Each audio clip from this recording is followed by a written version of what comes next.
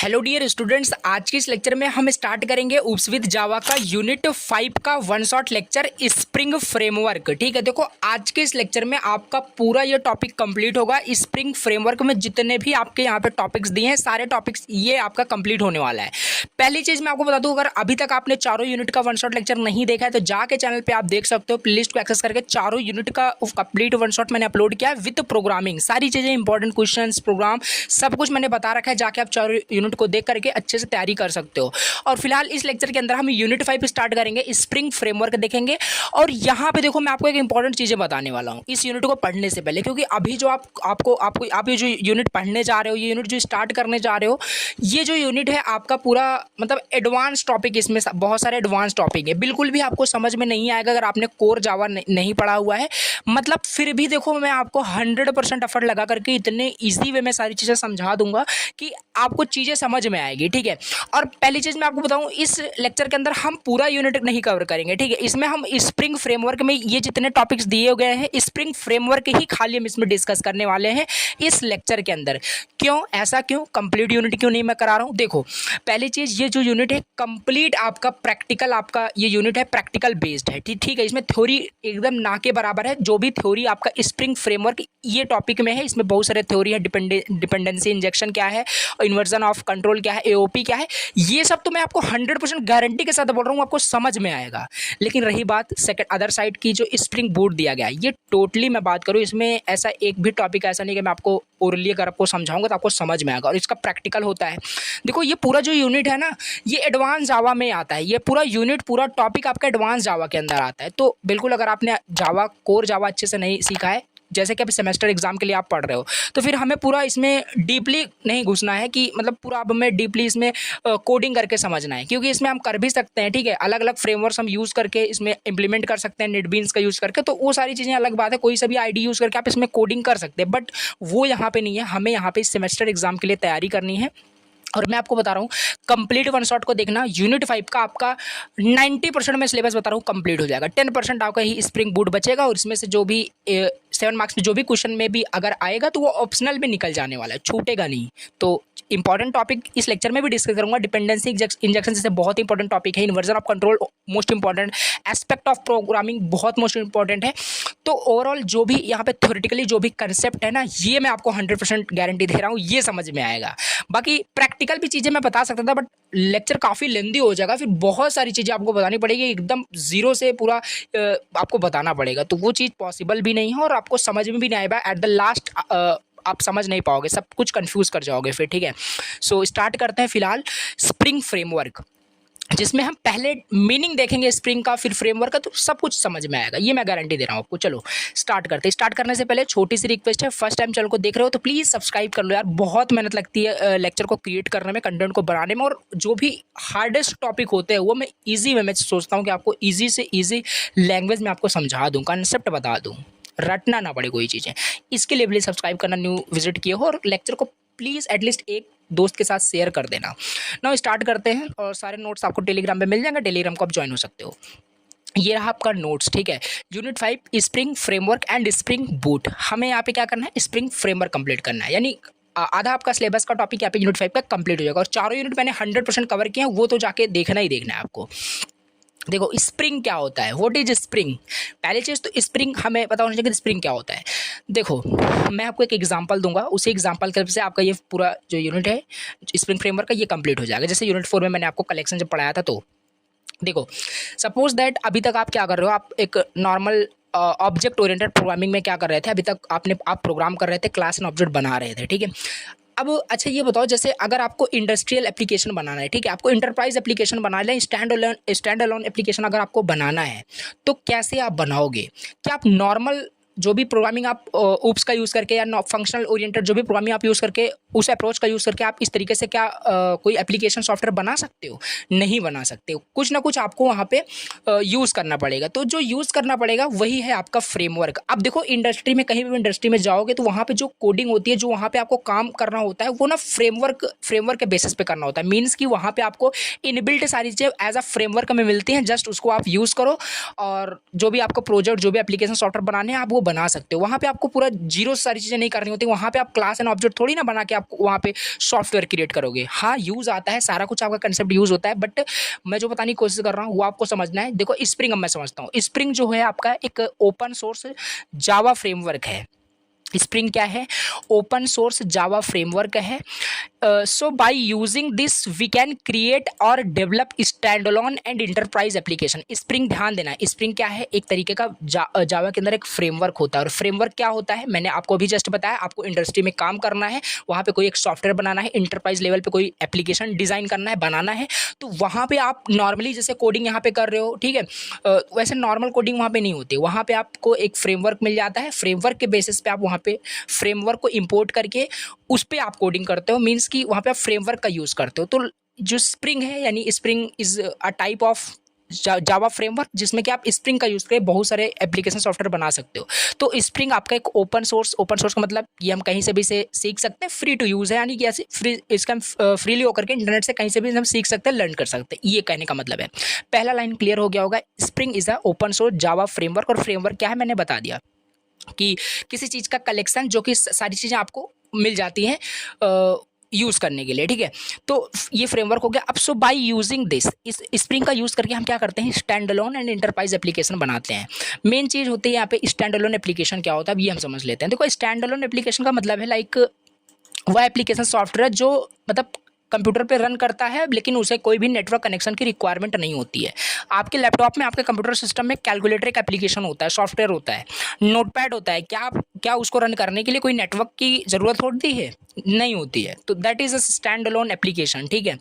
So and second things, enterprise application क्या होता है? इंटरप्राइज एप्लीकेशन भी एक तरीके का सॉफ्टवेयर होता है। देखो जो चीज़ें मैं आपको बताया ना, सारी चीज़ें यहाँ पे यूज़ होने वाली। लाइक मैंने बताया कि इंडस्ट्री में एंटरप्राइज लेवल पे जो एप्लीकेशंस बनती हैं, तो उसको भी हम स्प्रिंग का यूज़ करके, फ्रेमवर्क का यूज़ करके डिज़ाइन करते हैं। तो वो सर्च में पहले बेसिक आपको बता रहा हूँ कि आखिर ये एप्लीकेशन है क्या, इंटरप्राइज का क्या मतलब है, स्टैंड अलोन का क्या मतलब है, इनका मैं आपको पहले बता रहा हूँ। पूरा डीपली अंडरस्टैंडिंग यहाँ पे मैं बनाने वाला हूँ आपका, ठीक है।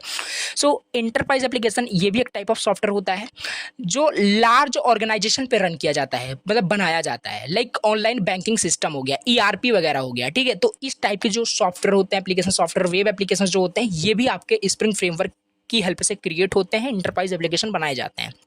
और इंटरप्राइज एप्लीकेशन को एक नेटवर्क कनेक्शन की रिक्वायरमेंट होती है। ऑनलाइन बैंकिंग सिस्टम को यूज़ करने के लिए इंटरनेट की ज़रूरत है, नेटवर्क कनेक्शन की ज़रूरत है, ठीक है।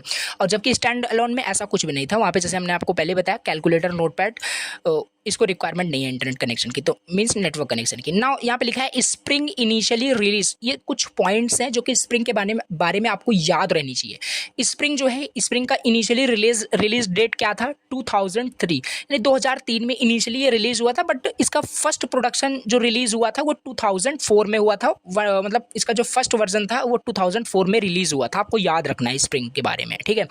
और स्प्रिंग को डेवलप किसने किया था, ये भी एक इंपॉर्टेंट पॉइंट है। तो स्प्रिंग को डेवलप किया था रॉड जॉनसन ने, ये भी आपको याद रखना है। ये कुछ छोटे छोटे पॉइंट्स जो कि अभी आपको स्प्रिंग के बारे में याद रखना है। अभी हमने जस्ट स्प्रिंग के बारे में पढ़ा, ठीक है, कि स्प्रिंग क्या है, कहाँ पे यूज़ होता है, किस टाइप के सॉफ्टवेयर एप्लीकेशन बनाने में यूज़ होता है। ये चीज़ें आपको बिल्कुल क्लियर हो जानी चाहिए, और हो गई होगी, ठीक है। नाउ मूव करते हैं स्प्रिंग फ्रेमवर्क पे। क्या होता है स्प्रिंग फ्रेमवर्क, ठीक है। तो स्प्रिंग समझ में आ गया, ठीक है।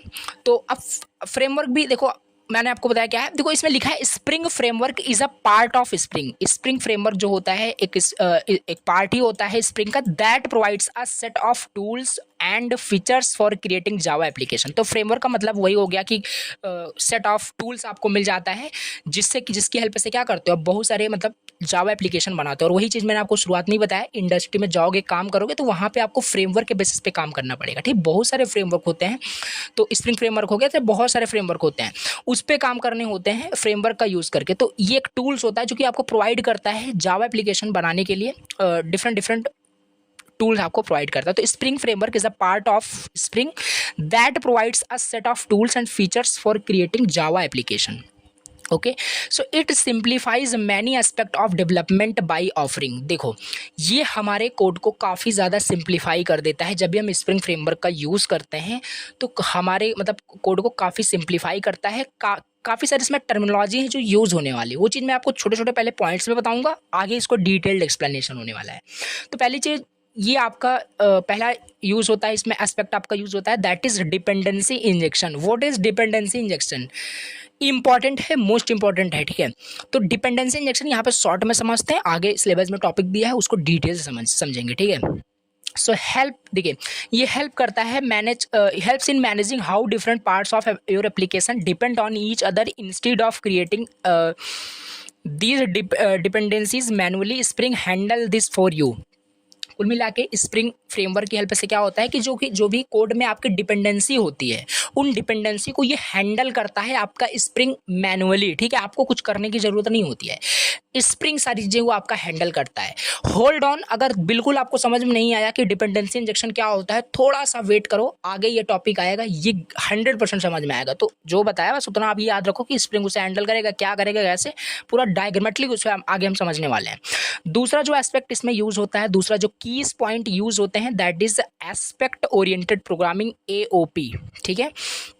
ये भी इंपॉर्टेंट क्वेश्चन है, पूरा इसे इलेबरेट करेंगे आगे सारे का भी। तो हम जस्ट एस्पेक्ट कुछ पॉइंट्स हैं जो इसमें यूज़ होने वाले हैं स्प्रिंग फ्रेमवर्क को पढ़ते वक्त, तो ये इंपॉर्टेंट है। तो AOP क्या होता है, देखो आपको ऑब्जेक्ट ओरिएंटेड प्रोग्रामिंग तो पता ही है, ऊप्स, ठीक है, जो पढ़ रहे हो सब्जेक्ट, सिंपल उसी का कॉम्प्लीमेंट वर्जन आपका AOP दिया है, एस्पेक्ट ओरिएंटेड प्रोग्रामिंग। इसको भी डिटेल से अभी जस्ट आगे देखने वाले, थोड़ा सा पेशेंस रखो।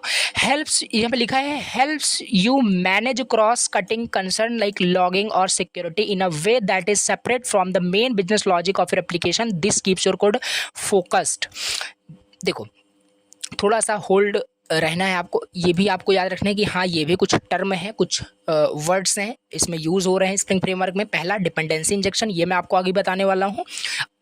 AOP एस्पेक्ट ओरिएंटेड प्रोग्रामिंग, ये भी बताने वाला हूँ। ये तो जस्ट इसमें पॉइंट आ गया, ये सारी चीज़ें इसलिए मैं बता रहा हूँ, बाकी तो डिटेल एक्सप्लेनेशन अभी जस्ट होने वाला है। एंड एक आपका होता है यहाँ पे ट्रांजेक्शन मैनेजमेंट। ट्रांजेक्शन मैनेजमेंट क्या होता है कि ये मैनेज करता है transaction in your application, so you don't have to manually handle them. Suppose that आपने कुछ ऐसा एप्लीकेशन सॉफ्टवेयर बनाया है जिसमें कि कुछ ट्रांजेक्शन होती हैं, यूजर से कुछ ट्रांजेक्शन होती है, यूजर ने ट्रांजेक्शन कर दिया, तो जो ट्रांजेक्शन उसे आप मैनुअली उसे हैंडल नहीं करोगे, तो वो फ्रेमवर्क अगर आपने अटैच किया हुआ है तो ऑटोमेटिकली वो सारा कुछ आपका स्प्रिंग जो फ्रेमवर्क है वो आपका मैनेज करता रहेगा। ये आपका जो भी ट्रांजेक्शन मैनेजमेंट होता है ये आपका स्प्रिंग ऑटोमेटिकली वो हैंडल करता रहता है। तो ये भी आपका एक एस्पेक्ट हो जाएगा। ये सारे जस्ट आपको ये वर्ड ही याद रखने हैं, ठीक है। ये चीज़ आपको समझ में आ रही है तो ठीक है, नहीं तो आपको ये वर्ड ही याद रखने हैं। जब भी आप आगे जब इसमें कोई मतलब प्रोग्राम बनाते हो, प्रोग्राम तो हम देखने वाले नहीं है, ऑलरेडी मैंने आपको, बट थ्योरी आपको एज अ पॉइंट याद रखनी, इनका सबका डिटेल एक्सप्लेनेशन अभी मैं बताऊंगा आपको। और एक चीज़ आपका और यूज़ होगा इसमें, तो एक चीज़ इसमें और यूज़ होगा MVC मीन्स होता है मॉडल व्यू कंट्रोलर फ्रेमवर्क। ये भी एक फ्रेमवर्क होता है। तो देखो ये जो स्प्रिंग फ्रेमवर्क है ना, ये कोई सिंगल फ्रेमवर्क नहीं है, इसके अंदर भी बहुत सारे, ये फ्रेमवर्क ऑफ फ्रेमवर्क है, ठीक है, ऐसा कुछ समझिए। यानी ये इसके स्प्रिंग फ्रेमवर्क के अंदर भी बहुत सारे फ्रेमवर्क्स आपको मिल जाते हैं, लाइक MVC, बहुत सारे होते हैं ऐसे। तो स्प्रिंग प्रोवाइड्स करता है a way to build web application using the model view controller. Model view controller यानी MVC फ्रेमवर्क का हम यूज़ करके क्या कर सकते हैं, वेब एप्लीकेशन क्रिएट कर सकते हैं।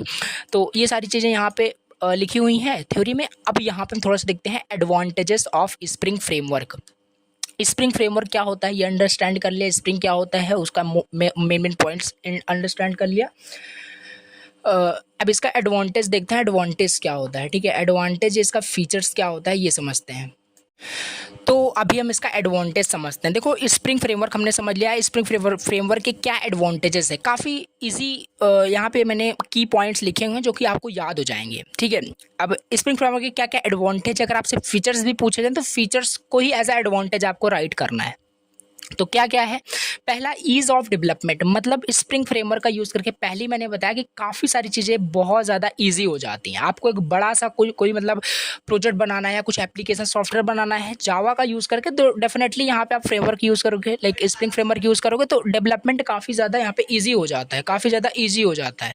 तो ओवरऑल यहाँ पे स्प्रिंग फ्रेमवर्क का यूज़ करके डेवलपमेंट काफ़ी ज़्यादा ईजी हो जाता है, ठीक है। सेकंड पॉइंट यहाँ पे आप राइट कर सकते हैं, फ्लेक्सिबल कॉन्फ़िगरेशन होता है। फ्लेक्सिबल कॉन्फ़िगरेशन मीन्स कि you can use Spring with different database messaging system and more it support annotation based configuration। देखो इसमें अभी हम पढ़ने वाले हैं कि एनोटेशन क्या होता है, कैसे मैसेजिंग एप्लीकेशंस बनती हैं, इन सब का थ्योरेटिकली पूरा कंसेप्ट हम समझेंगे किसका यूज़ करके। तो कुल मिला के जो स्प्रिंग फ्रेमवर्क अगर हम यूज़ करते हैं तो काफ़ी ज़्यादा फ्लेक्सिबल होता है, हम डिफरेंट चीज़ों के साथ इसे हम ईजी वे में यूज़ कर सकते हैं, यानी कॉन्फ़िगर कर सकते हैं।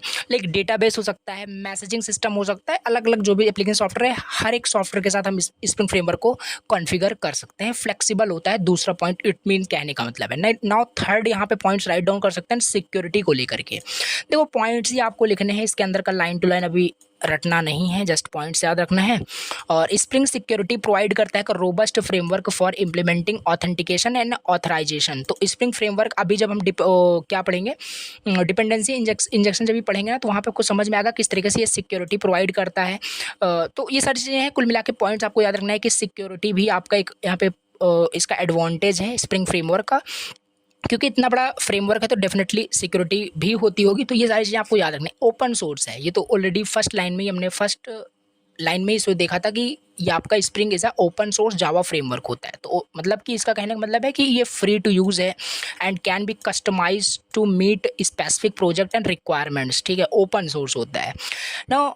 और एक डिपेंडेंसी इंजेक्शन, ये भी आप राइट डाउन कर सकते हैं, इसका एक फीचर हो गया। ठीक है, क्योंकि dependency injection is a good choice, ठीक है, नॉट द बैड चॉइस कि ये कोई गलत चीज़ है डिपेंडेंसी इंजेक्शन। अभी जब इसको पढ़ेंगे तो क्लियर हो जाएगा कि डिपेंडेंसी इंजेक्शन से क्या प्रॉब्लम होती है, और सॉरी डिपेंडेंसी इंजेक्शन से क्या मतलब बेनिफिट हमें मिलता है, और नॉर्मली विदाउट अगर हम डिपेंडेंसी इंजेक्शन देखें तो क्या प्रॉब्लम्स होती है। और एस्पेक्ट ओरिएंटेड प्रोग्रामिंग, ये भी एक फीचर्स हो जाएगा। ओवरऑल 6 पॉइंट्स आपको राइट डाउन करने हैं। First is ease of development, flexible configuration, security, open source, dependency injection and AOP aspect oriented programming. Okay, now dependency injection अब क्या होता है डिटेल से समझेंगे। देखो 100% समझ में आएगा आपको अब डिपेंडेंसी इंजेक्शन होता क्या है। देखो मैं आपको एक एनोलॉजी लेके बताऊंगा, यही आपको एनोलॉजी याद रखनी है, एग्जाम में आपको याद सब कुछ आ जाएगा। तो पहली चीज़ इसका टेक्निकल डिफिनेशन देखते हैं। Dependency injection is a design pattern that removes the dependency from the programming code so that it can be easy to manage and test the application. देखो dependency injection makes our program code loosely coupled. अब loosely coupled का क्या मतलब है, tightly coupled क्या होता है, ये सब हम डिस्कस करते हैं। ठीक है, देखो सपोज करो understanding with easy example means कि अब हम डिपेंडेंसी इंजेक्शन की वर्किंग भी समझ रहे हैं और इसको कंसेप्ट भी समझ लेंगे। क्योंकि सिलेबस में क्या है, एक सेकंड में आपको दिखा दूं, एक सेकंड जस्ट। सिलेबस में क्या है, सिलेबस में यहाँ पे आपका दिया गया है डिपेंडेंसी इंजेक्शन कॉन्सेप्ट को हमें समझना है, तो वही चीज़ हम समझ रहे हैं, उसका वर्किंग भी समझ रहे हैं। सपोज करो एक स्मार्टफोन है आपके पास, imagine you have a smartphone, ठीक है, that needs various apps to function. और उस फ़ोन में, स्मार्टफोन में अगर कुछ चीज़ आप करना चाहते हो तो सिंपल सी बात है, एप्लीकेशन सॉफ्टवेयर चाहिए फंक्शन करने के लिए उस स्मार्टफोन को। For example you need weather app, आपको मान लीजिए एक वेदर एप्लीकेशन चाहिए, मौसम मतलब आपको चेक करना है कैसा क्या है, तो एक वेदर एप्लीकेशन चाहिए।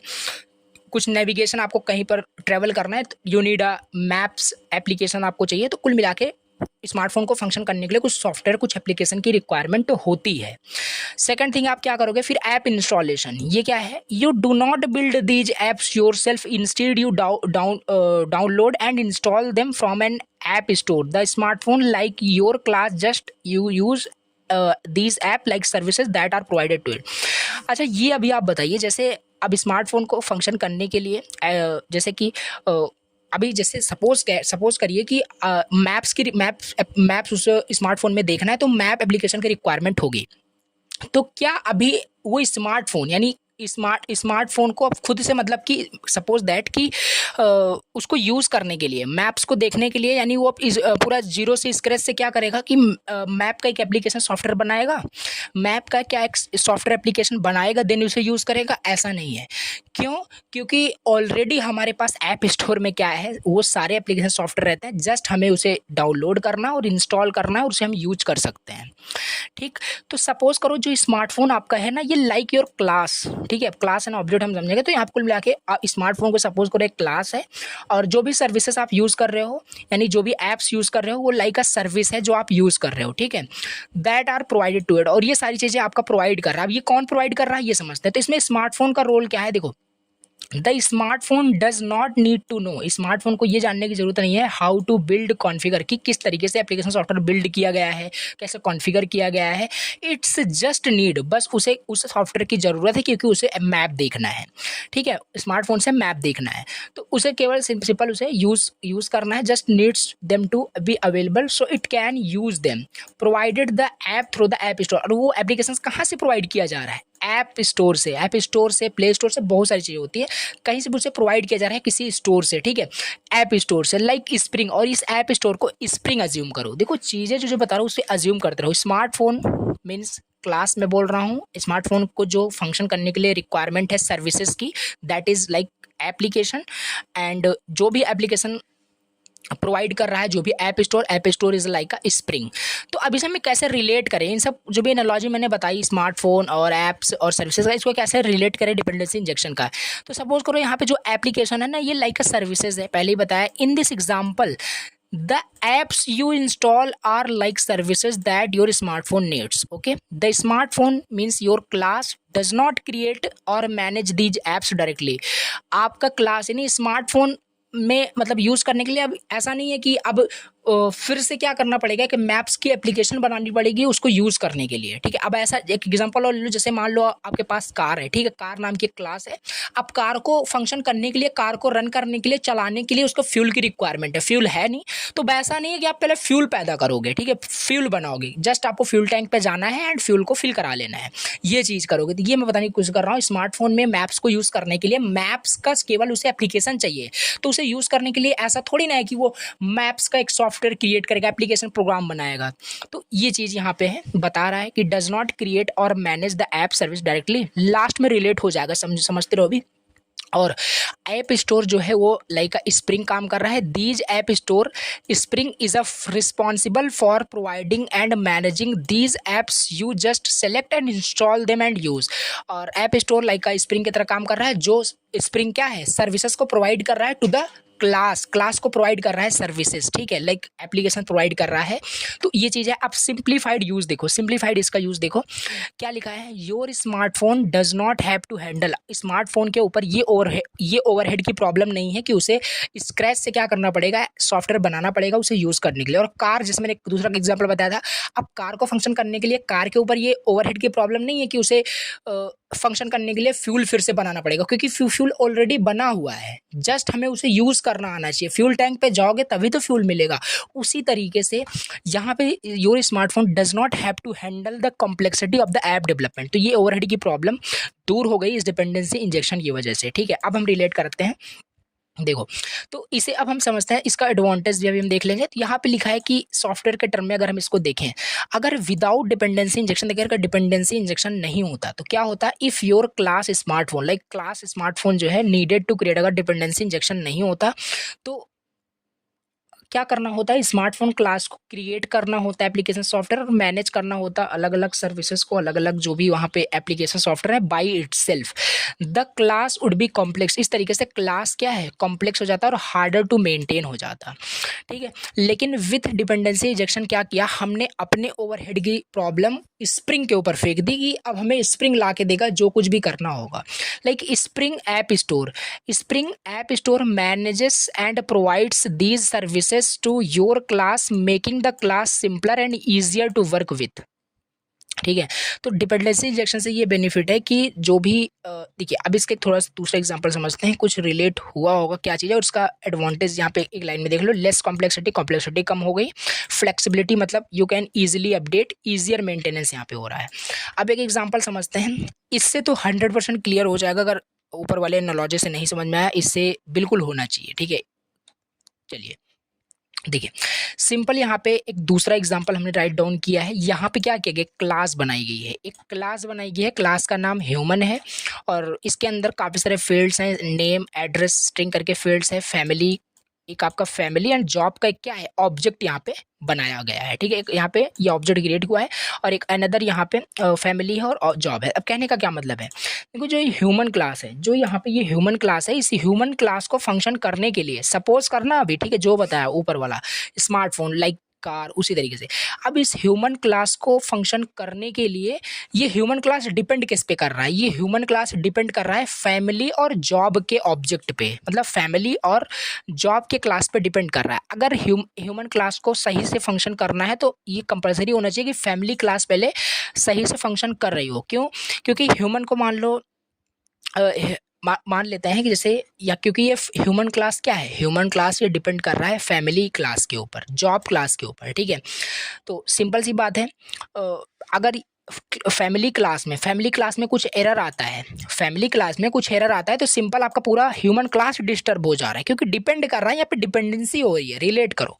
सेकंड थिंग्स, अगर जॉब क्लास में मतलब कुछ एरर आता है तो जॉब क्लास में कुछ एरर आता है तो डेफिनेटली फिर से जो क्लास ह्यूमन क्लास है वो भी डिस्टर्ब हो जाएगा, फिर से वहाँ पे एरर ह्यूमन क्लास में भी आ जाएगा। तो ये कहने का मतलब यहाँ पे अगर आप ध्यान से देखो तो डिपेंड्स कर रहे हैं on both classes. Human class जो है ये डिपेंड कर रही है बोथ क्लासेस, क्लास फैमिली और क्लास ऑब्जेक्ट के ऊपर। सिंपल सी बात है, हर एक ह्यूमन मतलब किस पे डिपेंड है? फैमिली के ऊपर डिपेंड है। सिंपल सी बात है, आप स्टडी कर रहे हो तो डेफिनेटली आप अपने पेरेंट्स के ऊपर डिपेंड हो, parents is like your family, तो फैमिली के ऊपर आप डिपेंड हो।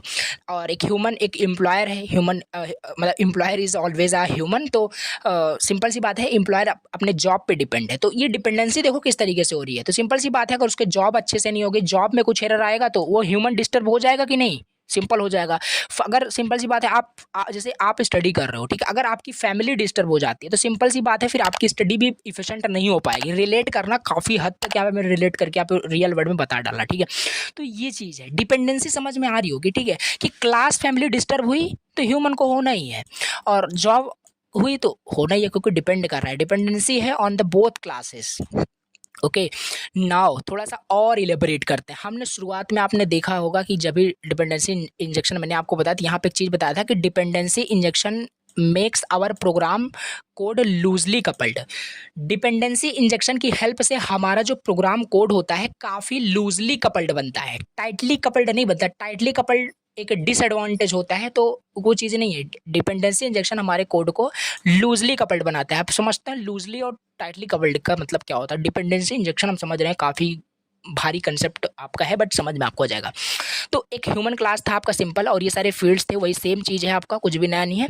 अब इसमें टाइटली कपल्ड का क्या मतलब है? इसी में हम क्या किए, इसे हमने कंस्ट्रक्टर बना दिया, ठीक है। कंस्ट्रक्टर हमने बनाया इस ह्यूमन क्लास का, और इसमें नेम को हमने सारा कुछ सेट कर दिया। यहाँ पे हमने सारी चीज़ें पहले से इनिशियलाइज कर दी, सारी चीज़ें हमने पहले से इनिशियलाइज कर दी। ऑब्जेक्ट भी यहाँ पे क्रिएट कर दिया न्यू कीवर्ड का यूज़ करके, जॉब का और फैमिली का, और यही है आपका टाइट कपलिंग। देखो इन चीज़ों को आप थोड़ा सा इमेजिन करो थोड़ा लार्ज इंडस्ट्री में। सपोज करो आप एक ऐसे इंडस्ट्री में काम कर रहे हो जहाँ पे आपको कुछ सॉफ्टवेयर बनाना है, ठीक है, एप्लीकेशन सॉफ्टवेयर बनाना था, और उन सब में आपने क्लास ऑब्जेक्ट सब कुछ आपने यूज़ किया, फ्रेमवर्क वगैरह का आप यूज़ किया, उसमें आपने डिपेंडेंसी इंजेक्शन का यूज़ नहीं किया है, ठीक है। DI मतलब डिपेंडेंसी इंजेक्शन का अगर आपने यूज़ नहीं किया है तो मे भी हो सकता है आप एक ही क्लास में क्या करें, दूसरे क्लास का क्या करें, ऑब्जेक्ट क्रिएट करते हैं। तो सिंपल सी बात है, अगर आप इस तरीके से क्रिएट करोगे तो अगर नेक्स्ट क्लास, जैसे यहाँ पे देखो ये क्लास डिस्टर्ब हो रही थी तो आपका पूरा फंक्शन बेकार हो जाएगा। आपने मान लो एक सॉफ्टवेयर ऐसा बनाया है जो दूसरे किसी, अब सिंपल सी बात है, एक सॉफ्टवेयर के अंदर काफ़ी सारी चीज़ें आपस में डिपेंडेंट रहती हैं, ठीक है।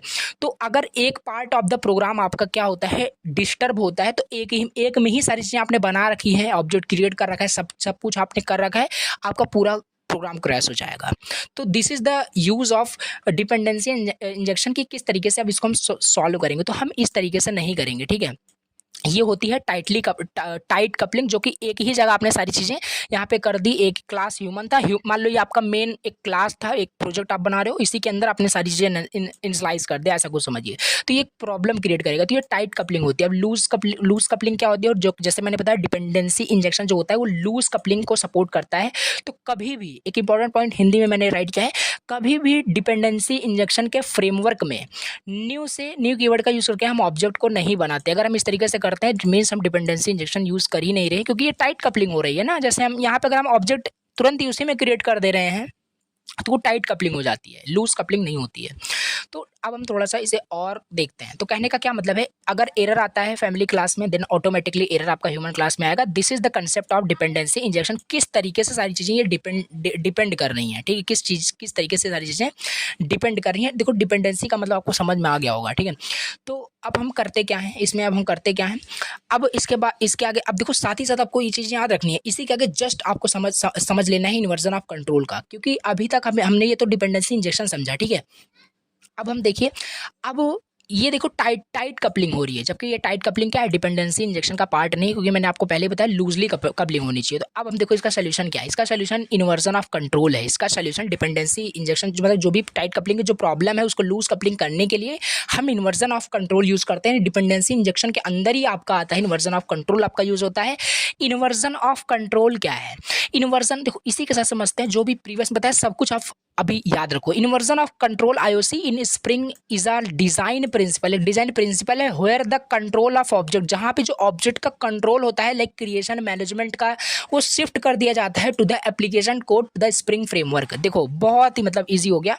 यहाँ पे जो हमारे ऊपर ओवरहेड की प्रॉब्लम थी, ये चीज़ें, ठीक है, ये चीज़ें मतलब क्रिएट करने की या मैनेज करने की, लाइक दूसरे किसी क्लास के दूसरे किसी प्रोग्राम के ऑब्जेक्ट को क्रिएट करने के लिए, ये जो हमारे ओवरहेड की जो प्रॉब्लम थी, इसे हम क्या करेंगे, अभी इसे हम अपने कोड से शिफ्ट कर देंगे स्प्रिंग को, क्योंकि हम स्प्रिंग फ्रेमवर्क पढ़ रहे हैं, उसी को हम यूज़ कर रहे हैं। तो ये सारा काम क्या करेगा, हम सिंपल अपना जो भी यहाँ पे हमारा जो भी बोझ आप बोल लीजिए एक तरीके से, जो भी होगा वो हम शिफ्ट कर देंगे स्प्रिंग को। स्प्रिंग हमारे लिए क्या करेगा, वो ऑब्जेक्ट क्रिएट करेगा, मैनेज करेगा, वो सब स्प्रिंग की जिम्मेदारी है। तो ये सब कैसे करेंगे, ये इन्वर्जन ऑफ कंट्रोल यही होता है। इन्वर्जन ऑफ कंट्रोल मतलब कि डिजाइन प्रिंसिपल होता है जो कंट्रोल करता है ऑब्जेक्ट क्रिएशन मैनेजमेंट, जो कि शिफ्ट होता है from the application code to the Spring framework, ठीक। जैसे एग्जांपल से समझते हैं, एग्जांपल भी राइट किया गया है। जैसे विदाउट, अगर हम इन्वर्जन ऑफ कंट्रोल की बात करें, अगर हम विदाउट इन्वर्जन ऑफ कंट्रोल की मैं बात करूं, तो क्या होता है, ऊपर क्या हुआ था, आपका जो कोड है डायरेक्टली क्रिएट करेगा, यहाँ पे क्या कर रहा था, डायरेक्टली आपका कोड यहाँ पे ऑब्जेक्ट क्रिएट करेगा, खुद क्रिएट करेगा, इन सब फैमिली और जॉब का ऐसे क्रिएट करेगा, अदर मतलब क्लास का। तो इससे क्या होगा, कोड आपका बिल्कुल हार्ड हो जाएगा, ठीक है, मतलब कॉम्प्लेक्स हो जाएगा। If you have a car class your code might create an instance of its, like इस तरीके से ये क्रिएट करेगा विदाउट इन्वर्जन ऑफ कंट्रोल की मैं बात करूँ तो। लेकिन अगर आप इन्वर्जन ऑफ कंट्रोल यूज करते हो, the Spring framework takes over the creation and management of object instead of your code creating car object directly, you let Spring handle, you simply ask Spring to give you an car instance. इसमें क्या होता है कि simple आप अपना सारा जो भी ओवरहेड की समस्या थी वो स्प्रिंग को आप शिफ्ट कर दिया। अब जब भी आपको उसे यूज करना पड़ेगा, कार के ऑब्जेक्ट को आपको यूज करना पड़ेगा, you simply ask to the Spring give your car instance, और वो सब कार का इंस्टेंस ऑब्जेक्ट आपको स्प्रिंग बना के देता है। अब इतना मैं थ्योरेटिकली आपको बता रहा हूँ, थोड़ा सा इमेजिन करना कि हाँ ऐसी चीजें हो रही होगी, क्योंकि इसे प्रैक्टिकल ये सारी चीजें होती है inversion of control dependency injection का।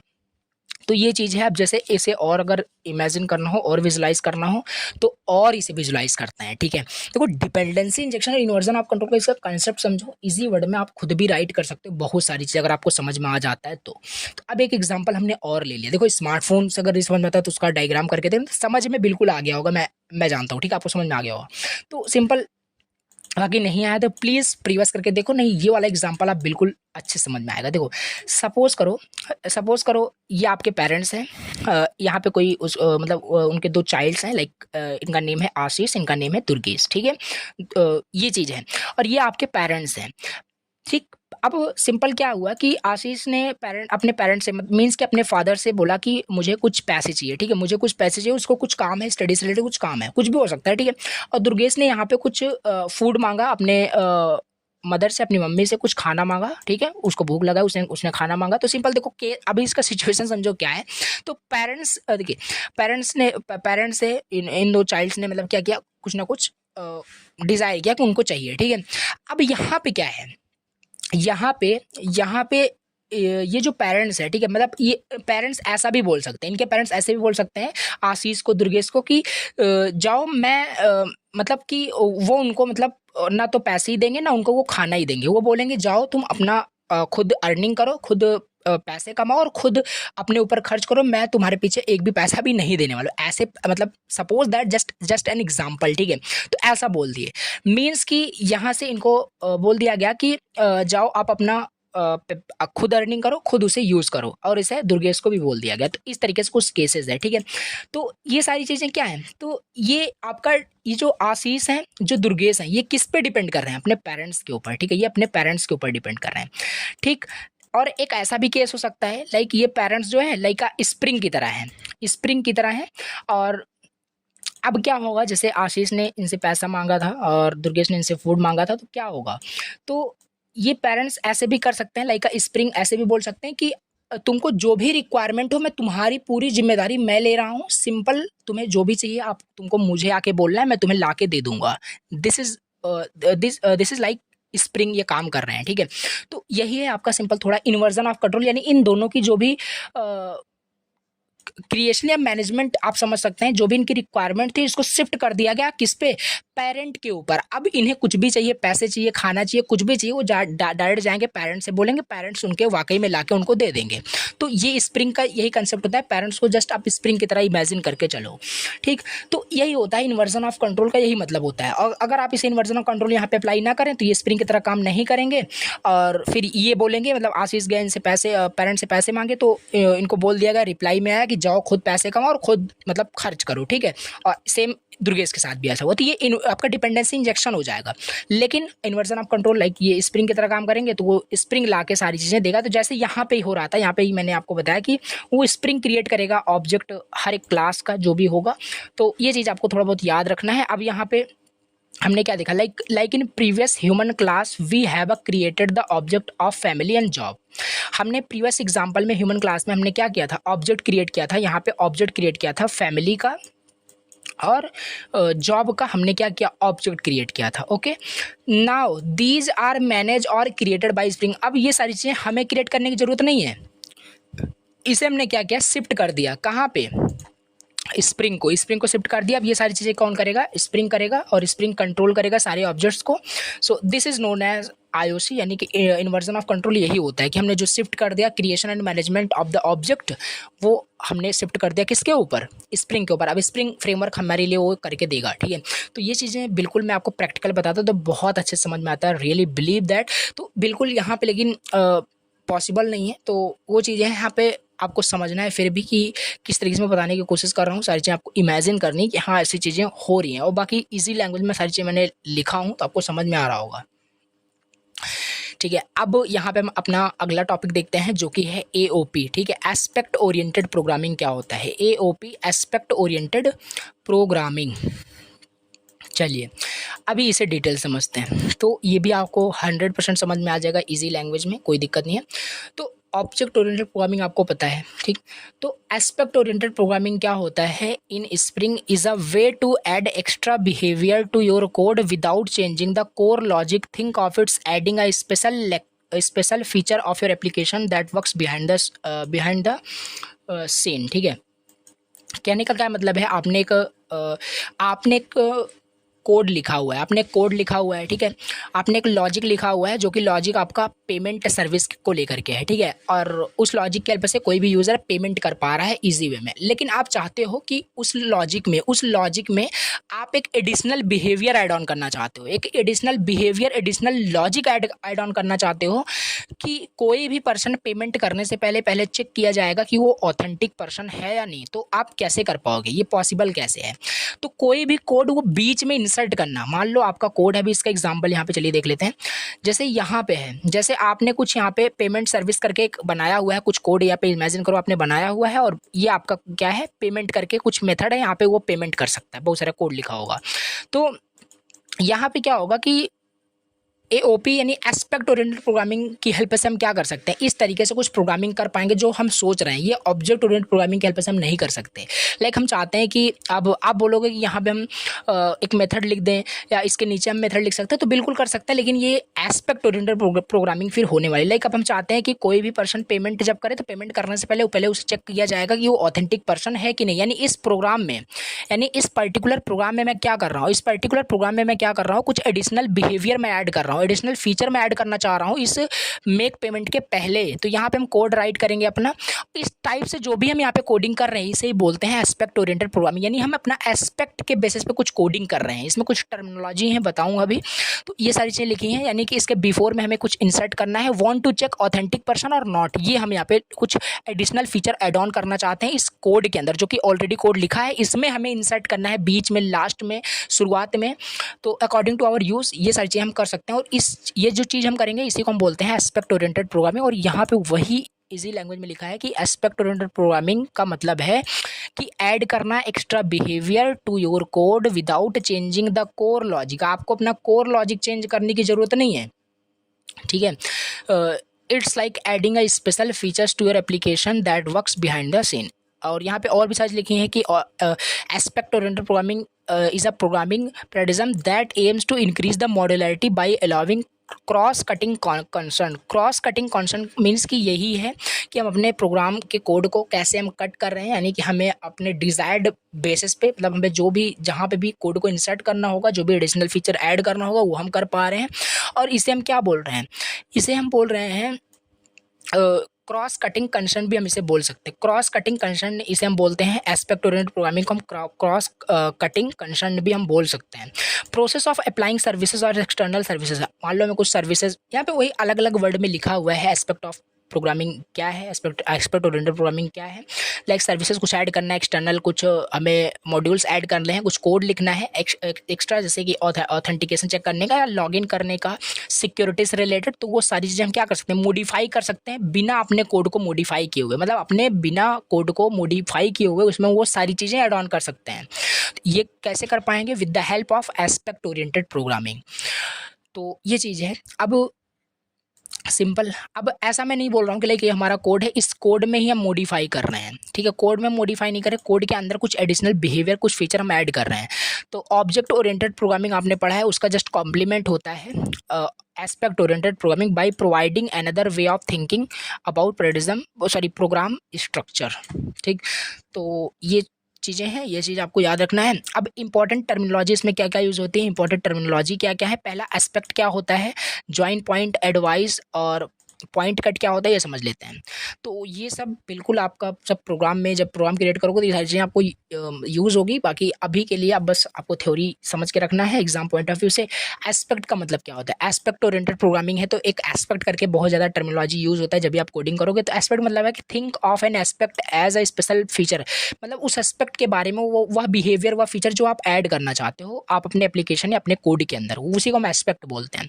जॉइन पॉइंट क्या होता है, जॉइन पॉइंट मतलब a join point is a special point, एक स्पेशल पॉइंट होता है in the execution of your application where you can apply your aspect. Means कि join point, जैसे इस केस में जॉइन पॉइंट आपका क्या है, बिफोर, मीन्स कि जॉइन पॉइंट आपका बिफोर है कि कहाँ पे आप जो भी आपका एस्पेक्ट है, जो भी आपका एस्पेक्ट है, additional behaviour, feature, special feature जो भी है, इसे कहाँ पे आप क्या करना चाहते हो, अप्लाई करना चाहते हो। तो ये जॉइन पॉइंट हो गया। एडवाइस क्या होता है, एडवाइस क्या है, देखिए एडवाइस क्या है, एडवाइस इज द एक्शन और behaviour defined in an aspect that should be executed at a join point. मतलब एडवाइस का मतलब है कि एडवाइस एक एक्शन है जो एक्शन परफॉर्म होने वाला है। लाइक यहाँ पे क्या एक्शन परफॉर्म होगा, ऑथेंटिकेशन का, ये चेक करेगा कि कोई पर्सन ऑथेंटिक पर्सन है या कि नहीं। तो ये सिंपल चीज़ आपका क्या हो जाएगा, advice. Advice is the action और बिहेवियर जो कि डिफाइन किया जाता है एस्पेक्ट में दैट शुड बी एग्जीक्यूटेड, जो एग्जीक्यूट होगा एट अ जॉइन पॉइंट पे, जो एग्जीक्यूट होगा, जो कि बिफोर पे एग्जीक्यूट होने वाला है। लाइक ऑथेंटिकेशन चेक करने का एग्जाम्पल जो मैंने बताया। तो यहाँ पे नेक्स्ट हमारे पास है fourth terminology, like pointcut. Pointcut क्या होता है, a pointcut defines a set of join points where advice should be applied. It's like specifying the location in your where you want to special, where you want to add special behaviour. तो ये भी एक तरीका, कुछ terminology आपका use होता है point करके। अब हम थोड़ा सा देखते हैं कि इंपॉर्टेंट कंसेप्ट जो कि इंपॉर्टेंट है, जो कि ये बीन क्या होता है, बीन एंड बीन स्कोप क्या होता है, मोस्ट इंपॉर्टेंट है। तो यहाँ पे सिलेबस में भी मेंशन किया गया है, यहाँ पे देख लेते हैं बीन स्कोप क्या होता है। बीन स्कोप में हमें कवर करना है पहली चीज़ तो सिंगलटन स्कोप क्या होता है, प्रोटोटाइप, रिक्वेस्ट सीजन स्कोप क्या होता है एंड इसका एप्लीकेशन, देन वेब सॉकेट। तो ये सारी चीज़ें, पहली चीज़ तो बीन क्या होता है ये समझ में आना चाहिए। तो बीन को समझने के पहले तो पोजो क्लासेस क्या होता है ये पता होना चाहिए। पोजो क्लासेस क्या है, तो नॉर्मली अभी तक हम जो क्लासेस क्रिएट कर रहे थे, जो नॉर्मली हम अभी तक क्लासेस क्रिएट कर रहे थे, Pozzo classes is similar like that, उसी की तरह आपका पोजो क्लासेस होता है। देखो बीन को समझने के लिए, पहले पोजो क्लासेस आपको समझ में बिल्कुल आना चाहिए। पोजो क्लासेस का मतलब है आपने क्लास क्रिएट किया है और उस क्लास के अंदर क्या है, बहुत सारे फील्ड्स हो सकते हैं, बट उसके अंदर गेटर्स मेथड है और सेटर्स मेथड, और गेटर सेटर मेथड क्या होता है ऑलरेडी कवर किया है। तो पोजो क्लास यही होता है, वह क्लास जिसके अंदर कोई गेटर्स मेथड सेटर्स मेथड है, उस क्लास को हम पोजो क्लास के अंदर। पोजो का फुल फॉर्म क्या होता है, प्लेन ओल्ड जावा ऑब्जेक्ट्स, ठीक है, प्लेन ओल्ड जावा ऑब्जेक्ट्स इसका फुल फॉर्म होता है। तो जो मतलब कोई भी क्लास जो पोजो क्लास होती है और उसी क्लास को हम स्प्रिंग के टर्म में, स्प्रिंग फ्रेमवर्क के टर्म में उसे हम बीन कहते हैं। कोई बहुत बड़ा अलग से टर्म नहीं है, bean just is a POJO class, ठीक। तो जिसमें कि सेटर्स एंड गेटर्स होते हैं, मेंशन भी किया है यहाँ पे, सिंपल समझते हैं। बीन यहाँ पे मेंशन भी किया गया है, bean an object manage by Spring. तो यहाँ पे बीन स्कोप क्या होता है, बीन स्कोप क्या है ये इंपॉर्टेंट है। बीन स्कोप, तो स्कोप मीन्स तो ऑलरेडी पता है कि स्कोप क्या होता है, जैसे किसी भी वेरिएबल का स्कोप जब भी होता है, उसी तरीके से यहाँ पे भी बीन का जो पोजो क्लास का जो स्कोप होता है वो डिफाइन किया जाता है। इसके काफ़ी सारे 3 से 4 टाइप्स हैं। तो scope refers to life cycle of a bean. Scope का मतलब होता है कि किसी भी बीन का मतलब आपको जस्ट समझ के चलना है कि पोजो क्लास का इंस्टेंस की बात की जा रही है, ऑब्जेक्ट की बात की जा रही है, जो कि स्प्रिंग हमें प्रोवाइड करेगा जब भी हम स्प्रिंग को बोलेंगे। तो scope refers to a life cycle to a bean scope determines how many instances of a bean spring creates and how it's manage them। Means कि बीन स्कोप डिटरमाइन करता है हाउ मैनी इंस्टेंसेस की, कैसे बहुत सारे instances of a bean Spring create हो रहा है and how it manage them. अब मीन्स मोस्ट इंपॉर्टेंट ये है कि बीन स्कोप में ये सारे पॉइंट्स, ये सारे इसके टाइप्स हैं। सिंगलटन स्कोप क्या होता है और प्रोटोटाइप स्कोप क्या है, सीजन स्कोप क्या है, ये सब यहाँ पे डिस्कस करते हैं, कंटिन्यू करते हैं। तो पहला यहाँ पे टाइप दिया गया है सिंगलटन स्कोप क्या होता है, मोस्ट इंपॉर्टेंट। सिंगलटन स्कोप क्या है, सिंगलटन स्कोप को हम बोलते हैं एप्लीकेशन स्कोप। तो जैसे सिलेबस में मेंशन किया गया है, सिंगलटन स्कोप भी मेंशन किया गया है और एप्लीकेशन स्कोप भी मेंशन किया गया है। यहाँ पे बीन स्कोप में हमें singleton scope, prototype scope, request scope, season scope and application scope भी समझना है। तो application scope is also a singleton scope, तो सिंगलटन स्कोप कवर हो जाएगा और एप्लीकेशन और ये सब भी हमें कवर करता है। तो यहाँ पे वही लिखा है कि सिंगलटन स्कोप क्या होता है। In Spring singleton scope means कि that there is only one single instances of a bean created and used throughout the entire application. मतलब कि यहाँ पे जो भी हम बीन हमारा होगा, बीन मतलब जो भी हमारा पोजो क्लास होगा, उसका कोई भी देखो उसका इंस्टेंसेस, मतलब पोजो क्लास का इंस्टेंसेस या इंस्टेंसेस बोल लीजिए या ऑब्जेक्ट बोल लीजिए, वो कौन क्रिएट करेगा, वो प्रोग्रामर तो करेगा नहीं, क्योंकि वो ऑलरेडी आईओसी की हेल्प से, इन्वर्जन ऑफ कंट्रोल की हेल्प से उसे शिफ्ट कर दिया गया है। कहाँ पर, स्प्रिंग के ऊपर, स्प्रिंग फ्रेमवर्क को स्प्रिंग हमें क्रिएट करके देगा। तो कहने का मतलब है कि यहाँ पे सिंगलटन जो स्कोप होता है, इसका मतलब है कि केवल एक ही single instances, single object create होगा एक बीन का, एक पोजो क्लास का, और वो यूज होगा throughout the entire program में, एंटायर एप्लीकेशन के अंदर। For example like you have a bean, देखो बीन से कंफ्यूज नहीं होना है, बीन इज ऑल्सो एक क्लास ही आपको समझना है, इन विच देयर हैव अ एक मतलब आप वहाँ पे एक सेटर मेथड है और गेटर मेथड है। तो if you have a bean like example database connection करके एक बीन है, एक क्लास है विथ सिंगलटन स्कोप। इसमें सिंगलटन अगर स्कोप होगा तो स्प्रिंग क्रिएट करेगा केवल एक इंस्टेंसेस, ठीक है, क्योंकि स्प्रिंग ही क्रिएट करेगा तो एक इंस्टेंसेस डेटाबेस कनेक्शन का वो क्रिएट करेगा, और ये इंस्टेंसेस एंटायर एप्लीकेशन में, होल एप्लीकेशन में यही सेम आपके ऑब्जेक्ट से वो रेफर करके यूज़ करेगा। ये होता है सिंगलटन स्कोप का मतलब, एप्लीकेशन स्कोप का मतलब ना। और भी बहुत सारी चीज़ें लिखी हैं, no matter how many times different part of application. और एक एप्लीकेशन है तो बहुत सारे पार्ट में उस ऑब्जेक्ट की रिक्वायरमेंट हो सकती है, उस पर्टिकुलर पोजो की, उस पर्टिकुलर पोजो क्लास की, या उस पर्टिकुलर बीन के इंस्टेंसेस की। तो जितने टाइम वो रिक्वेस्ट किया जाएगा डेटाबेस कनेक्शन लाइक इस पोजो क्लास का, इस बीन का, सेम टाइम उसे क्या किया जाएगा, उसी सेम ऑब्जेक्ट को रेफर किया जाएगा, मतलब सेम सिंगल इंस्टेंसेस उसे प्रोवाइड किया जाएगा। दिस मीन्स कि everyone is using the same object, तो सभी को वहाँ पे सेम ऑब्जेक्ट ही मिलेगा, क्योंकि only one instance is created by the Spring framework in the singleton scope. तो बिकॉज ओनली, क्योंकि वन इंस्टेंसेस क्रिएट किया गया है, तो ये it's resource efficient and save memory, से मेमोरी भी सेव होती है। तो ये पहला हो गया singleton scope. Now second scope क्या है, प्रोटोटाइप स्कोप क्या होता है। प्रोटोटाइप स्कोप क्या है, इन स्प्रिंग प्रोटोटाइप स्कोप का मतलब है कि that a new instances of a bean is created each time it is created. कहने का क्या मतलब है, different part of your application, अगर पर्टिकुलर किसी बीन, किसी पोजो क्लास की इंस्टेंसेस की अगर रिक्वेस्ट की जाती है, तो हर एक टाइम एक नया इंस्टेंसेस क्रिएट होगा। बट सिंगलटन में क्या था, एक सिंगल ऑब्जेक्ट क्रिएट हो जाता था और होल प्रोग्राम में वो यूज़ होता है, कोई भी उसे रेफर करे या रिक्वेस्ट कितनी भी बार किया जाए। बट प्रोटोटाइप में ऐसा नहीं है। प्रोटोटाइप में क्या है कि हर बार वो नया क्रिएट होगा। सपोज करो if you have a bean, like POJO class आपके पास है, रिपोर्ट करके क्लास आपके पास है, बीन इज अ क्लास, बार बार बता रहा हूँ, कंफ्यूज मत होना। देन प्रोटोटाइप स्कोप का यूज करके क्या मतलब है कि every time you ask Spring, जितने टाइम आप स्प्रिंग को बोलोगे कि उसे आपको एक इंस्टेंस की रिक्वायरमेंट है, हर बार आपको स्प्रिंग क्या करेगा, एक नया वहाँ पे इंस्टेंस आपको क्रिएट करके देगा, क्योंकि प्रोटोटाइप स्कोप का यही मतलब होता है। ठीक है, तो रिपोर्ट ऑब्जेक्ट इज यूनिक, तो और रिपोर्ट ऑब्जेक्ट क्या होता है, यूनिक होता है। If you request report 3 times then you will get 3 different reports instance, तो आपको 3 डिफरेंट आपको ऑब्जेक्ट इंस्टेंसेस मिलेगा बाय द स्प्रिंग फ्रेमवर्क। समझ में आपको आया होगा। ठीक है, तो ये है आपका क्या, प्रोटोटाइप स्कोप का ये मतलब होता है।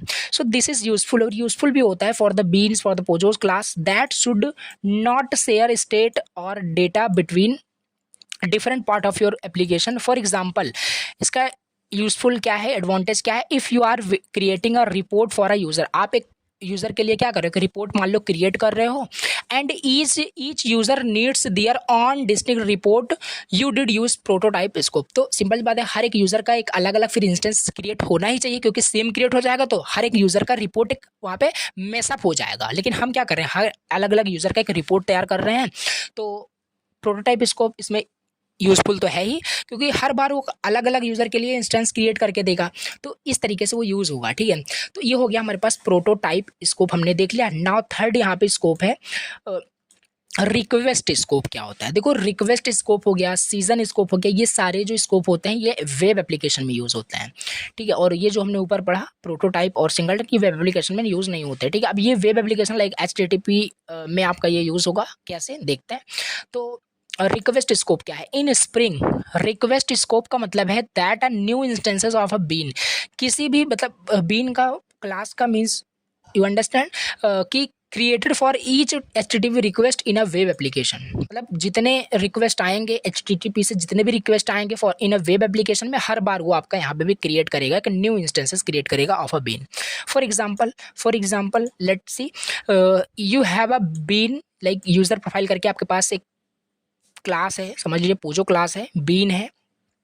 विथ रिक्वेस्ट स्कोप क्या होगा, स्प्रिंग क्रिएट करेगा एक new user profile object each time a user make an HTTP request to your web application. ठीक, तो समझ में आ रहा होगा, यहाँ पे लिखा है कि each HTTP request gets its own unique user profile object, this means the data in the user profile object is specific to that particular request and won't be shared with other request. Suppose that आपने एक web application बनाया user profile का, जहाँ पे लोग अपना एक user profile create करते हैं, लॉगिन करते हैं। तो होगा क्या यहाँ पे कि सिंपल, अगर आपका वो वेब एप्लीकेशन रिक्वेस्ट स्कोप को सपोर्ट कर रहा है, इट मीन्स फिर जितनी बार कोई भी यूज़र अगर एक्सेस करना चाहता है, क्रिएट करना चाहता है, तो अपना ही यूज़र प्रोफाइल वो क्रिएट कर पाएगा, मेसअप नहीं हो पाएगा। कि ऐसा नहीं कि दूसरा का जो डेटा है, दूसरे मतलब यूज़र का जो डेटा है वो दूसरों के साथ शेयर हो जाएगा, मेसअप हो जाएगा, ये चीज़ नहीं होता है। तो each HTTP request gets its own unique user profile object, this means the data in the user profile object is specific to that particular request and won't be shared with the other request. Okay, तो unique रहता है। Like और भी लिखा है, this is useful for beans that should only be relevant to a single HTTP request. Example, if you need to store user data, like example लिखा हुआ है, अगर आप you need to store user data that is only needed for the duration of that request, and request scope is good choice। और request scope जो होता है ये good choice होता है। क्यों? क्योंकि हम नहीं चाहते कि कोई मान लो एट द सेम टाइम कोई अंदर पर्सन रिक्वेस्ट कर रहा है और एक पर्सन दूसरा रिक्वेस्ट कर रहा है, तो दोनों का यूज़र प्रोफाइल शेयर हो जाए या ये ऐसा कुछ प्रॉब्लम क्रिएट हो। तो अलग अलग चीज़ें वो क्या करता है, हर एक इंस्टेंसेस वहाँ पे क्रिएट करता है। थोड़ा सा ये सब इमेजिन करना, आई नो कि पूरा थ्योरेटिकली बता रहा हूँ, मे भी पता नहीं आपको समझ में आ रहा हो या ना रहा हो, बट मैं आपको पूरा एफर्ट लगा रहा हूँ कि चीज़ें आपको समझ में आए, बहुत ही ईजी लैंग्वेज में बताने की कोशिश कर रहा हूँ। बट अगर आपने अच्छे से कोर जावा पढ़ा हुआ है तो डेफिनेटली ये चीज़ें समझ में आ रही हो, क्योंकि ये सारा जो टॉपिक आप अभी पढ़ रहे हो ना, डिपेंडेंसी इंजेक्शन हो या IOC हो या AOP हो, सब आपका एडवांस जावा है। नहीं भी समझ में आ रहा हो तो बिल्कुल आपकी कोई गलती नहीं है, क्योंकि ये एडवांस टॉपिक है, ठीक है, और इसे हम टफ बोल सकते हैं। तो अब हम फोर्थ यहाँ पे देखते हैं। फोर्थ स्कोप क्या है? Season scope. Okay, fourth scope season scope है, ये भी आपका वेब एप्लीकेशन में यूज होता है। अब इसमें क्या होता है, इसमें डिफरेंस क्या है, सीजन और रिक्वेस्ट में डिफरेंस क्या है? देखिए, in spring session scope means कि that and new instances of a bean is created for each HTTP session in a web application. देखो देखो देखो, इसका एग्जाम्पल अच्छे से लिखा होगा। और इसमें कहने का मतलब है, if you have a bean, like आपके पास एक कार्ट करके कुछ आपने क्लास बनाया हुआ है, फॉर अ शॉपिंग कार्ट है, जिसमें कि आप आ करके लोग अपने प्रोडक्ट्स को वहाँ पे कार्ट में डाल सकते हैं, ये सारी चीज़ें हैं। तो क्या होगा कि ये क्रिएट करेगा हर एक कार्ट के लिए, हर एक कार्ट ऑब्जेक्ट के लिए न्यू सीजन क्रिएट करेगा। So each user who visit your web application gets their own cart object. हर एक यूजर के लिए मतलब हर एक यूजर का अलग अलग क्या होगा, कार्ट ऑब्जेक्ट होगा, और मतलब यूनिक आपका ऑब्जेक्ट होगा। हर एक अलग मतलब सीजन का एक ऑब्जेक्ट यहाँ पे क्रिएट होगा। ऐसा नहीं है कि जैसे कि देखिए यहाँ पे लिखा है कि the cart object is specific. Cart object जो यहाँ पे क्रिएट होगा बाय द स्प्रिंग फ्रेमवर्क वो स्पेसिफिक होगा, यानी each user session. This means कि that the items added to that cart by one user are not visible to the another. मतलब कि एक यूजर ने कुछ कार्ट में ऐड किया है तो कोई अनदर पर्सन, मतलब कि सीजन कभी कभी आप देखते होंगे फ्लिपकार्ट पे या कहीं पे भी अगर आप शॉपिंग करते हैं तो आप काफ़ी टाइम तक अगर होल्ड रहते हैं तो आपको एरर मिल जाता है कि सीजन एक्सपायर्ड करके। तो that is like a season scope की तरह ही वो काम कर रहा है। तो ये चीज़ है कि आप ही उस सीजन में अगर एंटर किया हो तो आपके लिए ही सारा डेटा वो दिखेगा। ऐसा नहीं कि आपने ऐड कर दिया उसी सीजन में कोई दूसरा एंटर करता है तो उसको दिखेगा। तो ये कहने का मतलब है कि ईच HTTP रिक्वेस्ट के लिए हर एक न्यू सीजन वो क्रिएट करता है for the web application. Season scope का मतलब ये होता है। तो ये थ्योरी आपको समझ के रखनी है। अब हम इसके बाद ये हो गया हमारे पास स्कोप का ये टॉपिक हमारा हो गया कंप्लीट, ठीक है। यहाँ पर अगर हम सिलेबस में देखो तो हमारे पास यहाँ पे ये सारे टॉपिक्स हमने डिस्कस किए, और यहाँ पे हमने AOP देखा, बिन स्कोप में सिंगलटन, प्रोटोटाइप, रिक्वेस्ट देखा, सीजन देखा, एप्लीकेशन स्कोप तो देखा ही है। और उसके बाद यहाँ पे हमारे पास अगला टॉपिक है वेब सॉकेट करके। वेब सॉकेट क्या होता है ये जल्दी से देख लेते हैं। तो देखिए, वेब सॉकेट क्या होता है इसका मैं आपको लाइव एक एग्जांपल करके दिखाऊंगा, बिल्कुल समझ में आ जाएगा। देखो, वेब सॉकेट क्या है। Web socket is a way to establish a continuous two way communication channel between a client web browser and a server. क्या बोल दिया मैंने, देखो सिंपल, एक क्लाइंट है, एक आपका सर्वर है। क्लाइंट मीन्स कि लाइक आपका वेब ब्राउजर हो सकता है और सर्वर आपका एक सर्वर हो सकता है। इन दोनों के बीच कनेक्शन को स्टैब्लिश करने के लिए वेब सॉकेट का यूज किया जाता है। एक एग्जांपल लो, क्लियर हो जाएगा। देखो, आपने अगर ऑनलाइन, जैसे अगर मैं बात करूं ऑनलाइन, बहुत सारे आपने चैट रूम यूज़ किया होगा, तो वहाँ पे जो लाइव चैटिंग होती है, मैसेजिंग एप्लीकेशन जो होती हैं, उस पर जब भी आप किसी से चैट करते हो, किसी से मैसेज करते हो, तो लाइव सारी चीज़ें होती हैं, सारी चीज़ें अपडेट होती रहती है। वहाँ पे कंसेप्ट आपका यूज़ बिल्कुल होता है वहाँ पे वेब सॉकेट का। क्यों? क्योंकि वहाँ पे रियल टाइम सिस्टम पर सारा चीज़ें वर्क करता है। जैसे कि अगर क्लाइंट और सर्वर, सपोज ये एक पर्सन है A, एक पर्सन B है, ये दोनों पर्सन, पहली चीज़ तो ये ऑनलाइन आ गए, और इन दोनों के बीच अगर एक बार ये कनेक्शन बिल्ट हो गया तो ये कनेक्शन पहली चीज़ आपका बिल्ट हो जाएगा। तो इसमें जो भी क्लाइंट ने कुछ भी मान लो मैसेज भेजा टू द सर्वर, तो ये तुरंत ही रिफ्लेक्ट होगा, उसको लाइव अपडेट ये होता रहता है। तो इसका भी एक एग्जांपल लाइव करके दिखाऊंगा। तो कुल मिला के कहने का मतलब ये बाई डायरेक्शनल होता है, यानी कि हम क्लाइंट से सर्वर को डेटा भेज भी सकते हैं, सर्वर से डेटा को रिसीव भी कर सकते हैं टू द क्लाइंट। तो ये चीज़ यहाँ पे वही लिखा है कि to way communication channel between a client and a server होता है। और भी लिखा है कि वेब सॉकेट आपका यूज़ होता है बिल्ड करने के लिए रियल टाइम सिस्टम को बिल्ड करने के लिए यूज़ होता है। लाइक हमें अगर मान लो ट्रेडिंग एप्लीकेशन बनाना है, एक रियल वर्ड एग्जांपल देखें तो वो आपका है ट्रेडिंग एप्लीकेशन। ट्रेडिंग में देखते होंगे आप, जैसे कि ट्रेडिंग आपने अगर किया है या देखा या जानते हो, तो वहाँ पे क्या होगा, सारी चीज़ें ऐसे अपडेट होती है, सारा ग्राफ चलता है, ठीक है, ग्राफ चलता है, डाउन अप करके ऐसे ग्राफ चलता है। तो ये सारी चीज़ें जो होता है ना, ये वेब सॉकेट की हेल्प से ही हो पाता है कि सारी चीज़ें रियल टाइम पे अपडेट हो रही होती हैं, ठीक है। तो ये इसमें वेब सॉकेट का कंसेप्ट यूज़ हुआ है। तो यहाँ पे वही चीज़ लिखा है कि in trading application, live chatting application हो गया, कैन भी इंस्टेंटली, जहाँ पे इंस्टेंटली हम मैसेज सेंड करते हैं तो इंस्टेंटली मैसेज वहाँ पे रिसीव हो जाता है। तो ये सारे वेब सॉकेट का यूज़ करके आपका क्रिएट होता है without having to refresh the page, और वहाँ पे हमें पेज को रिफ्रेश करने की जरूरत नहीं होती है। और आपने जैसे देखो ट्रेडिंग आपने यूज़ किया है, बहुत सारे एप्लीकेशन हैं कोई, ठीक है, तो ऐसे आपने देखा होगा, ठीक है। तो यहाँ पे आपको इसको देखने के लिए, ग्राफ को एनालाइज करने के लिए, देखने के लिए, यहाँ पे आपको बार बार रिफ्रेश करने की जरूरत नहीं, ये ऑटोमेटिकली आपका रिफ्रेश होता रहता है। रिफ्रेश क्या होता रहता है, वेब सॉकेट का यूज हुआ है तो रियल टाइम पे ये अपडेट होता रहता है। यहाँ पे रिफ्रेश करने की जरूरत नहीं है, यहाँ पे वही लिखा है कि without having to refresh the page, वो रियल टाइम पे अपडेट होता रहता है। वेब सॉकेट यही होता है, वेब सॉकेट का हेल्प से ही वो पॉसिबल हो पा रहा है।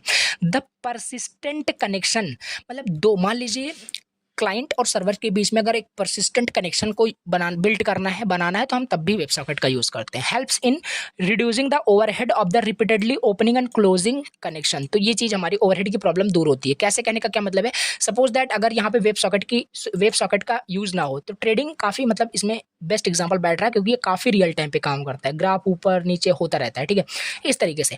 अब सपोज दैट कि इसमें वेब सॉकेट अगर यूज नहीं हुआ होता, ठीक है, तो ग्राफ आपका पहले इतना जाएगा, फिर इसी पे रुका रहेगा। क्यों, क्योंकि वेब सॉकेट यूज हुआ ही नहीं है, रियल टाइम अपडेट कुछ हो ही नहीं रहा है। तो फिर जाके आप यहाँ पे कोई रिफ्रेश का मान लो बटन ऐड किया गया है, अभी रिफ्रेश बटन पे क्लिक करोगे तब जाके फिर ग्राफ यहाँ आएगा, फिर रिफ्रेश के बटन पे क्लिक तो ये बार बार आपका क्लिक नॉन क्लिक ऐसा करना पड़ेगा।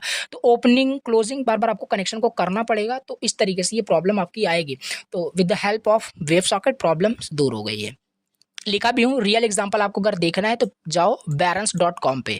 नाउ लेट्स इसको थोड़ा सा देख लेते हैं, क्योंकि थ्योरी बहुत हो गई, इसे एक सेकंड में। barons.com, ठीक है, तो barons.com आई थिंक यही URL यहाँ पे लिखा है।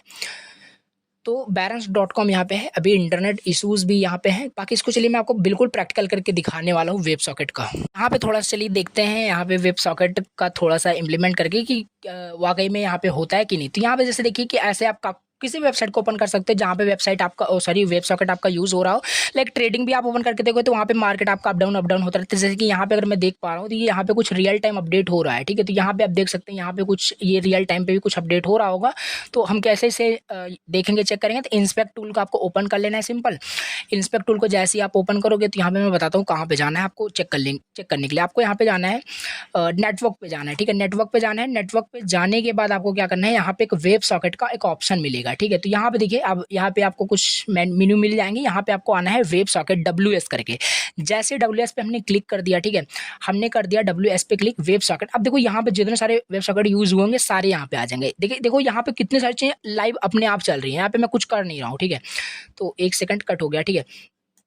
तो ओवरऑल ये यही कुल मिला के कहने का मतलब वेबसाइट को मैं थोड़ा सा आपको विजुलाइज कराना चाह रहा था कि क्या चीज़ है। यहाँ पे कितनी सारी चीज़ यहाँ पे चल रही है इंटरनली। तो ये वेब सॉकेट यही है, इसमें मैं कुछ कर नहीं रहा हूँ, ये ऑटोमेटिकली सारी चीज़ें हो रही हैं। और ये हो क्यों रही हैं, क्योंकि इस वेबसाइट के अंदर काफ़ी सारी चीज़ें जो रियल टाइम पे अपडेट हो रही हैं। लाइक ये जो पूरा आपका जो कुछ भी डिटेल हो सकता है, ये चीज़ आपका अपडेट हो रहा है। तो बहुत सारी ऐसी चीज़ें होती है। आप ट्रेडिंग को करके इस तरीके से इंस्पेक्ट करके देखोगे तो ये चीज़ होगा। बाकी यहाँ पे देखो ये ग्राफ है, ये रियल टाइम पे अपडेट हो रहा है। तो ये सारी चीज़ें हैं, ठीक है। तो ओवरऑल ये थोड़ा सा विजुलाइज करना था, बाकी कोई इसका जरूरी नहीं है इसको देखना, ठीक है। तो ये हो गया। अब how it works in spring. अब हम समझते हैं कि वेब सॉकेट स्प्रिंग में कैसे काम करते हैं, स्प्रिंग फ्रेमवर्क में कैसे काम करेगा। पहली चीज, इस्टेब्लिश कनेक्शन को इस्टेब्लिश करने के लिए यूज होता है। द क्लाइंट यूजुअली, मतलब कि client means like web browser आपका है, मेक करता है request to open a web socket connection. If the server support the web socket it agrees the connection to the request. तो ये चीज होगा इस्टेब्लिश कनेक्शन करने के लिए। Communication after the connection, then फिर कम्युनिकेशन पॉसिबल है, कम्युनिकेशन हो पाएगा क्लाइंट एंड सर्वर के बीच। ये हो गया दूसरा पॉइंट आपका कम्युनिकेशन का। फिर इसी तरीके से हैंडलिंग मैसेजेस। तो वहाँ पे एक बार कनेक्शन अगर मीन्स की बिल्ड हो गया, पहले ही मैंने बता दिया, तो वहाँ पे कुछ भी रियल टाइम पे अपडेट होगा, आपका मैसेज सेंड करोगे, रिसीव करोगे, तो वो सारी चीज़ें यहाँ पे हो सकती है। तो you use special classes and annotation to handle web socket connection and messages. तो अब इन सबको इंप्लीमेंट करने के लिए प्रोग्राम भी हम क्रिएट कर सकते हैं, लेकिन अब यहाँ पे हमें समझना है जस्ट इसका कंसेप्ट, थ्योरी समझना है। तो फॉर एग्जांपल लाइक हम यूज़ कर सकते हैं, लाइक ये एनोटेशन यूज़ करते हैं। एनोटेशन अगला टॉपिक हमारा होने वाला है। सर्वर एंड पॉइंट करके हम वेब सॉकेट को क्रिएट करते हैं, डिफाइन करते हैं, इस एनोटेशन का यूज़ करके एंड करना होता है। मैसेज मैपिंग एनोटेशन हम यूज़ करते हैं एंड कराने के लिए। तो ये सब थ्योरी आपको थोड़ा बहुत याद करनी पड़ेगी। अब हम अपना अगला टॉपिक देखते हैं ऑटो वायरिंग का। ठीक है, ऑटो वायरिंग इन स्प्रिंग, ऑटो वायरिंग इन स्प्रिंग ये हम देखते हैं। ये चीज़ वेब सॉकेट हमने देख लिया, ऑटो वायरिंग क्या है तो यहाँ पे हम देख लेते हैं। ये रहा नोट्स। ऑटो वायरिंग का मतलब क्या है, तो ऑटो वायरिंग क्या होता है, जैसे कि अगर हमें मान लो एक ऑब्जेक्ट के अंदर दूसरा ऑब्जेक्ट अगर लिंक करना हो तो वायरिंग वहाँ पे हम कर सकते हैं। लाइक आपके घर में ही बहुत सारे मतलब वायर्स अगर लगे होंगे तो वायरिंग की गई, सिंपल सी बात है, आप इलेक्ट्रिसिटी यूज़ कर पा रहे हो, इलेक्ट्रिसिटी यूज़ कर पा रहे हो तो वायरिंग की गई है। उसी तरीके से अगर आप सपोज करो कोई एक ऑब्जेक्ट आपके पास है, कोई आपके पास एक ऑब्जेक्ट है, कोई आपके पास ऑब्जेक्ट ए है, कोई ऑब्जेक्ट बी है, तो ए एंड बी ऑब्जेक्ट को क्या कर रहा है, लिंक करना है एक दूसरे को। तो किसकी हेल्प से करोगे, वायरिंग की हेल्प से तो लिंक करोगे, तो ये आपका वायरिंग हो जाएगा। ठीक है, इसी को वायरिंग बोलते हैं। लेकिन यहाँ पे क्या लिखा है, पहले इसका थोड़ा डेफिनेशन समझते हैं। ऑटो देखिए, auto wiring is a feature, एक फीचर है जो कि ऑटोमेटिकली हैंडल करता है इंजेक्शन ऑफ डिपेंडेंसीज। मतलब कि अब देखो ये चीज़ प्रोग्रामिंग अगर किया होता तो बिल्कुल समझ में आता है क्या यहाँ पे बोल रहा है। कहने का मतलब है जब भी वहाँ पे हम क्रिएट करते हैं, जब भी वहाँ पे हम एक स्प्रिंग फ्रेमवर्क का यूज़ करके फर्स्ट प्रोग्राम जब भी क्रिएट करते हैं तो वहाँ पे डिपेंडेंसी इंजेक्ट करना होता है। ठीक है, हमें डिपेंडेंसी जितनी भी डिपेंडेंसी होती है हमारे प्रोग्राम की, उसे इंजेक्ट करके बताना पड़ता है स्प्रिंग को कि ये सारी डिपेंडेंसी वहाँ पे हो सकती हैं। तो हमें खुद वहाँ पे मैनुअली इंजेक्ट हम अभी तक कर रहे थे, या प्रोग्राम अभी जब भी करोगे तो शुरुआत में तो वो पहले करना पड़ता है। लेकिन हमारे पास एक ऑप्शन होता है ऑटो वायरिंग का, यानी कि ऑटोमेटिकली वो इंजेक्शन हो जाता है, डिपेंडेंसी इंजेक्शन जो है ऑटोमेटिकली हो जाता है। You do not have to do it manually. ठीक है, तो ये चीज़ अब यहाँ पे लिखा भी है, वायरिंग जो है आपका दो टाइप्स का होता है। वायरिंग दो टाइप्स का होता है, मैनुअली वायरिंग जो प्रोग्रामर करता है, जो अभी तक कर रहे थे। उसके बाद एक होता है automatically wiring. Automatically wiring means कि ये आपका स्प्रिंग कंटेनर ऑटोमेटिकली कर देता है। ठीक है, तो इसे हम बोलते हैं ऑटो वायरिंग। ठीक, अब ये काम कैसे करता है, हाउ इट वर्क्स, तो पहला हमारे पास जाएगा डिक्लेरेशन डिपेंडेंसीज। डिक्लेरेशन डिपेंडेंसी देखो थोड़ा थ्योरी है, बिल्कुल बोरिंग थ्योरी है आई नो, बट फिर भी समझना पड़ेगा।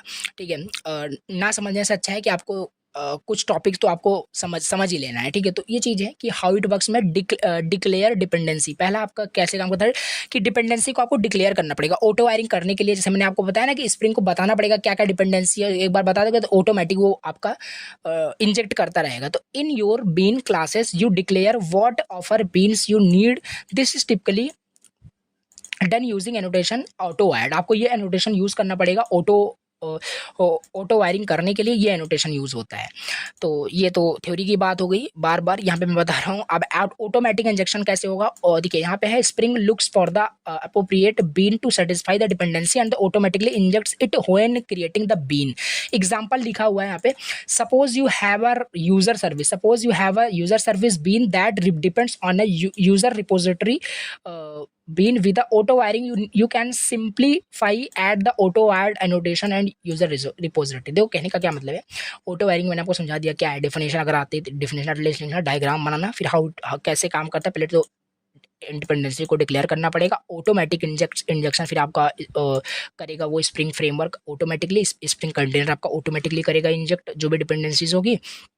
तो इस तरीके से कुछ यहाँ पे एग्जांपल है। ठीक है, तो यूज़र सर्विस एक आपका यहाँ पे क्लास है, एक बीन है, और इसके अंदर देखो ऑटो वायर्ड करके नोटेशन किया गया है, और यहाँ पे ये ऑटोमेटिक इंजेक्ट करेगा इसके अंदर जो भी हम डिपेंडेंसीज यहाँ पे डालेंगे। ठीक है, तो ऑटोमेटिकली वो स्प्रिंग फ्रेमवर्क आपका करेगा। तो ये हमारे पास हो गया ऑटो वायरिंग का टॉपिक। बाकी छोटे छोटे टॉपिक्स हैं। ठीक है, और ये ज़्यादा टॉपिक्स मैं बता रहा हूँ, ये लास्ट के जो कुछ टॉपिक्स हैं ये सारे टॉपिक्स आपके एज अ प्रोग्रामिंग में यूज़ होते हैं, बट फिर भी मैं आपको इसका कुछ थ्योरी पार्ट खुद से लिख करके आपको समझाने की कोशिश कर रहा हूँ कि ये चीज़ है क्या, जिससे अगर आता है तो इसको आप मतलब छोड़ लेना। ठीक है, अब एनोटेशन समझ लेते हैं क्या है एनोटेशन।